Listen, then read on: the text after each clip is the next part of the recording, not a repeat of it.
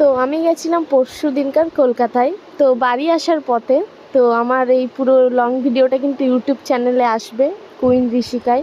তোমরা সবাই কিন্তু দেখো ভিডিওটা। দেন আসার পথে আমি কিছু কথা তোমাদের সাথে শেয়ার করি। ঠিক তখন ঘড়ির কাঁটায় 8টা বাজে, আর আমি সোনারপুর থেকে ট্রেনটা ধরি 6:30টায়। আর তখন কিন্তু প্রচুর পরিমাণে ভিড় ছিল ট্রেনে। আমি লেডিস বগিতে উঠি, আর সেখানে প্রচুর ওই জায়গাটা প্রচুর ভিড় ছিল। আর এমনকি বসা নিয়ে প্রচুর ঝামেলাও হয় কিছু মানুষের মধ্যে।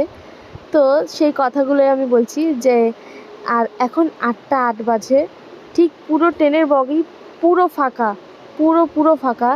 আর এখানে মাত্র আমরা আছি 4জন, পুলিশ আর ওইদিকে একটা বউ আর আমি আর পিসি।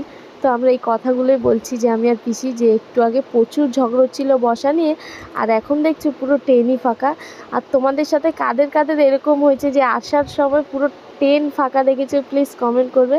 আমার সাথে ফার্স্ট টাইম হলো যে আমি নিজে দেখলাম যে মাত্র 4জন আছি আমরা একটা বগিতে, সামথিং আরও বগিতে অনেকজনই আছে, কিন্তু আমরা যে বগিতে আছি ওখানে মাত্র 4জন, পুলিশও লাস্টে নেমে যায়।